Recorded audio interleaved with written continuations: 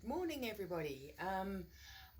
This is now the first in a series of videos that I will make for the 3 weeks that I'm going to be away. Um, the first project that you're going to do, which is just a bit of fun, and I hope you'll really enjoy it, is a technique called Nerikomi, and I will go into more detail about that shortly. The other 2 weeks, what I would like you to do is, as we discussed earlier in the year, we're going to do two different kinds of firing. We're going to do a saga firing and we're going to do a raku firing. Over the next 2 weeks, what I would like you to do is get your vessel ready for your saga firing.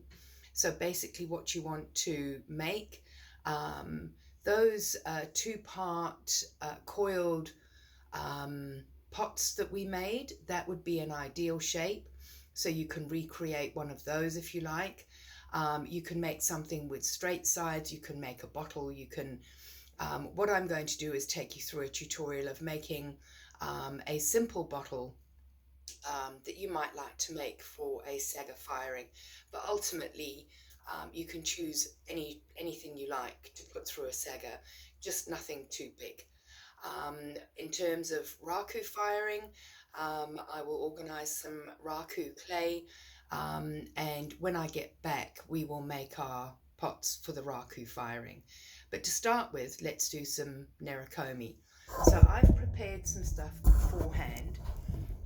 We have some black clay and some white clay. Now, Nerikomi is a Japanese technique, and it's basically the whole concept of Nerikomi is to manipulate different colored clays into shapes using coils or slabs, and putting them together in different ways in order to create different shapes and different results. So what we're going to do today is we're going to do a very simple form of Nerikomi, and I would encourage you, if it's something that you enjoy doing and or you enjoy the experience and you'd like to try again, have a look online at some tutorials. It is spelled Nerikomi. So let's get started. So first things first, I've got a nice clean board. I've got black clay and white clay, and we have both black clay and white clay in the storeroom. You'll need about half a kilo of each. And what you're going to do is you're going to use about 50 grams for each coil. Now it's a good idea to weigh the clay before you start rolling the coils, because then you'll get even thicknesses and sizes. So the first thing we're going to do is we're going to take 1, 2. So I'm alternating the colours. Now obviously using a black clay means that I'm going to get black on my fingers, which means my white clay is not going to stay white. Don't worry about that, it will be fine. Right, so I'm going to press those together to give them a firm bond. Now you'll notice that when I put the coils one on top of the other, I laid them down in a smooth sequence. I didn't plop them down because we don't want to get air holes.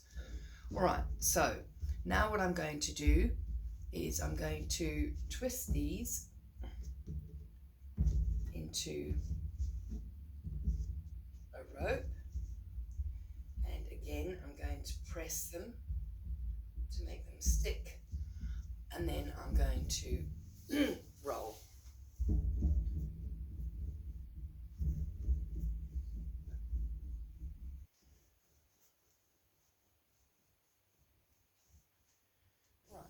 Once I've got it to about that stage, I'm not measuring anything at this stage.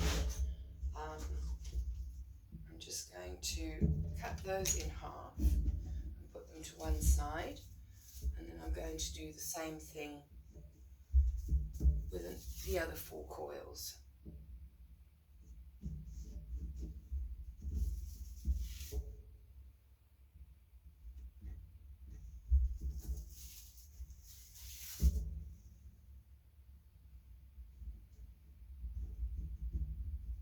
Press them down, make sure you've got good connection there. Give them a twist.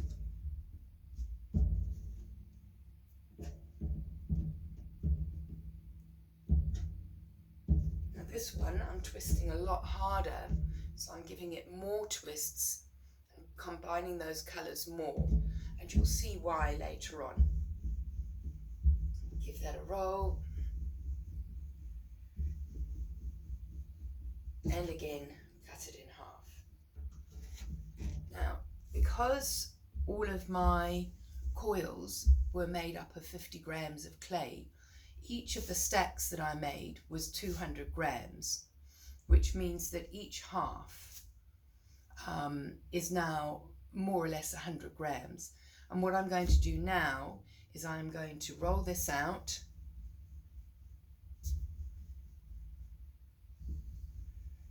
until it measures 30 centimeters. I want to make sure that I'm keeping the even thickness, and I've put the measurements on my board so that I've got an easy reference to check how I'm getting on. Now that I'm just going to cut that little bit off the end and cut that little bit off that end,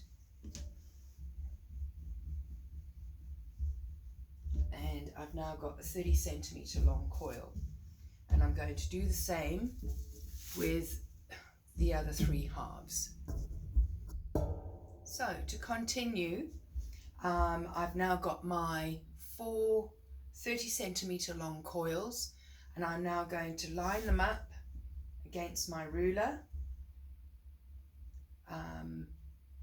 taking the ends over the beginning of the ruler and past the 30 centimeter mark so that I can trim off the rough edges and get them all to exactly 30 centimeters long.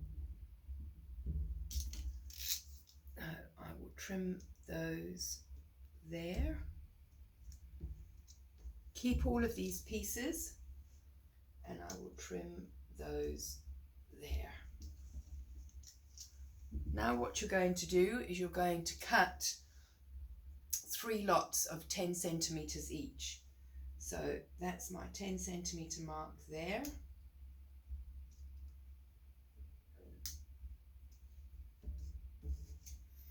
And the 20 centimeter mark there. So I now have 12 10 centimeter long coils. So my next stage is to decide how I want my pattern to be arranged. Do I want them facing that way? Do I want them facing that way? Whichever way I decide to put them together. Then I'm going to just squeeze those 2 together. Now this clay is very soft, so it doesn't need any water and it doesn't need any slip, it doesn't need any scratching. Push those together. Then I'm going to take another 2 and I'm going to do the same thing.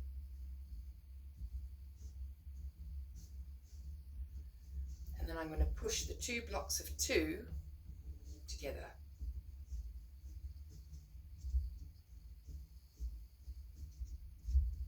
And I'm going to continue doing that until I've put all of my blocks, all of my coils together into one block. Once you have all of your coils pressed together into a block, you then need to make sure that you've got good joins. So use a ruler and compress it. Turn it around and compress it. And do the same thing on the sides. And the other thing that you'll notice is that all the joins are running in the same direction. That's going to give it a bit of stability. All right, so now what we want to do is put a bit of paper over, a bit of newsprint, and just pat it down.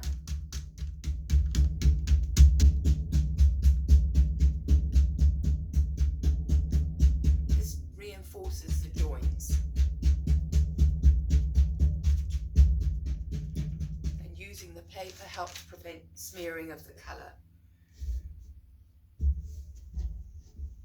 Flip it over, move to a drier part of my board, give it a squeeze,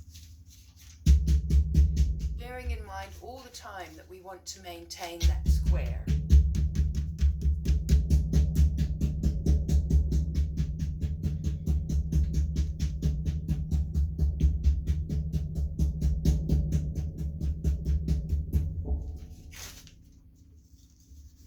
Right.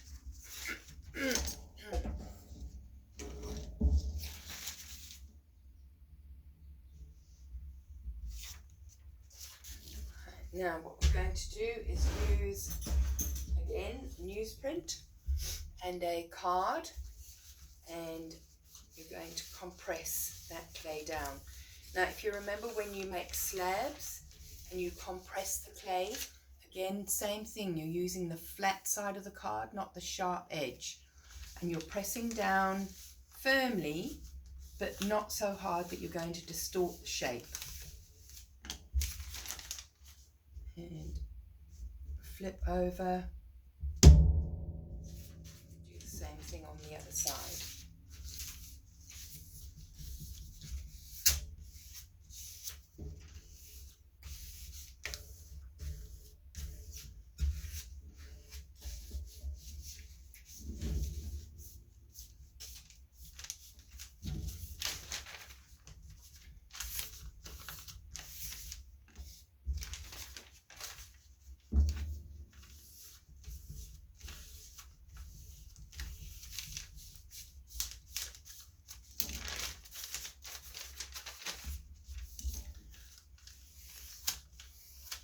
Right, once we've got to that stage, I'm going to use my thickness sticks and a piece of newsprint, and I'm going to roll out my slab.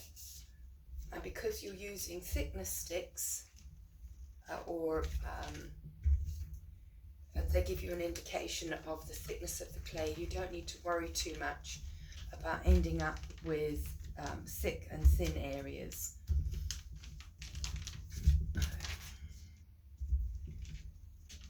Just keep rolling out until your thickness sticks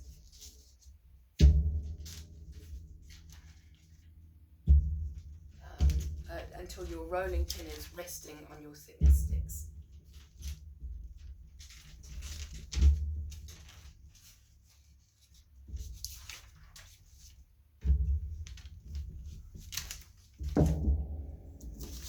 Right, let me just get some more newsprint.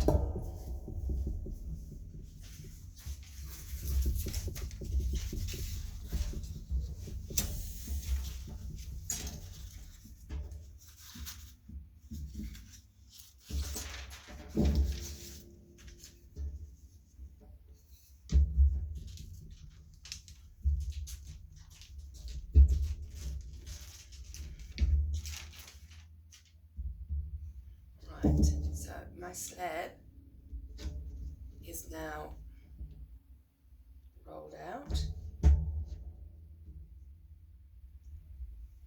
and I'm now going to use my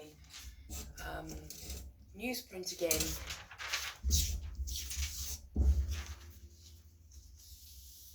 and compress.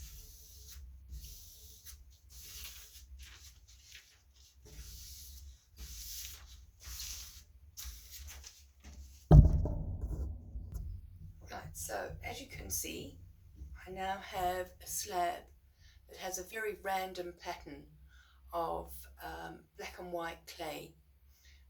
When that's drier, I will then use a card and I will scrape the top layer of the clay off, and that will remove any smudging that might be evident. Now I can decide whether I'm going to use that side or whether I'm going to use that side. So you've got a choice of what you use. If you want to, because we've used porcelain clay with this, you can then roll this a bit thinner. Now you need to be careful if you decide that you're going to roll in the opposite direction to the joins. Just be careful that they don't start opening up, because if they start opening up, then you can guarantee that during the firing that they will continue opening up, and your piece will be of no use to anyone. So I'm just very gently making this slab a bit thinner, and then I'm going to drape it over a hump mould. Now you've got the moulds in the storeroom that we use to make the butter dishes.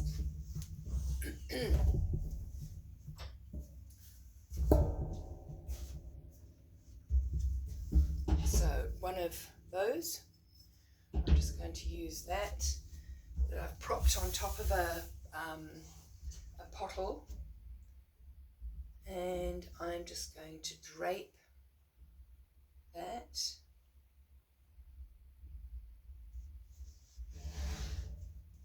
And gently encourage the clay to take the shape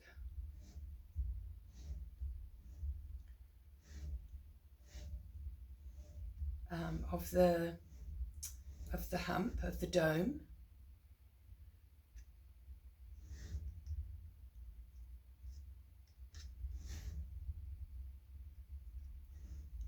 Right, so I've made sure that I'm more or less even on both sides. I might shift that over a wee bit. And I'm going to cut some of this excess off. You don't want to cut off too much at this stage. This is just so that you can shape your slab onto the former a little bit easier without so much weight there.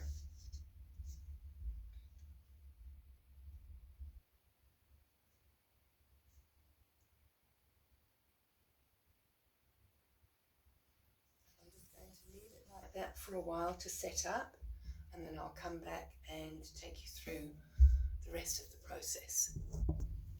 So I allowed it to dry off on the dome.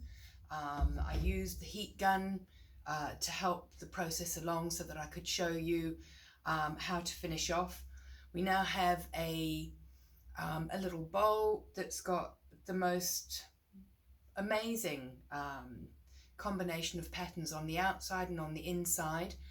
And when they get fired, with using the black clay, we would only put it through a bisque firing because the clear glaze that you would normally put onto something like this will make the colour go brown, and it spoils it. So what we'll do is we'll bisque fire them, and then we'll use some ceramic wax and a buffing cloth, and just give them a bit of a sheen. But there you go, that is Nerikomi for beginners, and I hope you have fun giving it a try.